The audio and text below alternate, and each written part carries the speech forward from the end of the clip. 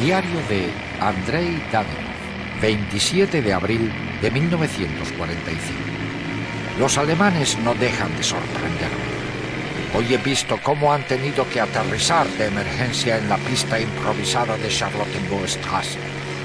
Pero aún así siguieron luchando. Sus nuevos Kurfus 109 son unas armas formidables y mi LA-7 en muchas ocasiones las ha puesto a prueba. Mi wingman, Basov, casi pierde la vida al sobrevolar muy bajo para atacar a los Tigers. Es un descarado y un loco, pero por suerte su habilidad le salvó de su propia estupidez. Le dije que si él querría morir era su problema, pero que si comprometía mi seguridad, volvería directamente a Moscú. Para darles en las narices a los alemanes, hemos hecho nuestra improvisada pista de aterrizaje y allí hemos aparcado nuestro Sturmovik para que pase la noche.